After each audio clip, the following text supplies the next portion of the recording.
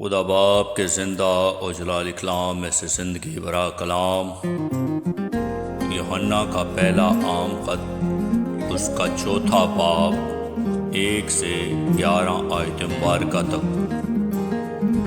اے عزیزو، ہر ایک روح کا یقین نہ کرو، بلکہ روحوں کو آزماؤ کہ وہ خدا کی طرف سے ہیں کہ نہیں، کیونکہ بہت سے جھوٹے نبی دنیا میں نکل کھڑے ہوئے ہیں۔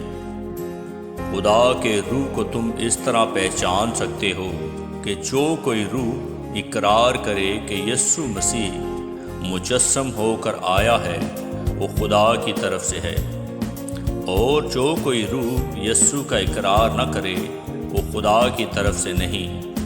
اور یہی مخالف مسیح کی روح ہے، جس کی خبر تم سن چکے ہو کہ وہ آنے والی ہے، بلکہ اب بھی دنیا میں موجود ہے۔ اے بچوں، تم خدا سے ہو اور ان پر غالب آ گئے ہو، کیونکہ جو تم میں ہے وہ اس سے بڑا ہے جو دنیا میں ہے۔ وہ دنیا سے ہیں، اس واسطے دنیا کی سی کہتے ہیں، اور دنیا ان کی سنتی ہے۔ ہم خدا سے ہیں، جو خدا کو جانتا ہے وہ ہماری سنتا ہے، جو خدا سے نہیں وہ ہماری نہیں سنتا۔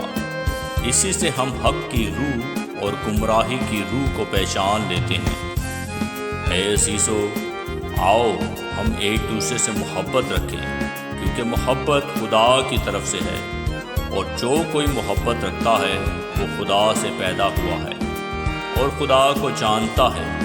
جو محبت نہیں رکھتا وہ خدا کو نہیں جانتا، کیونکہ خدا محبت ہے۔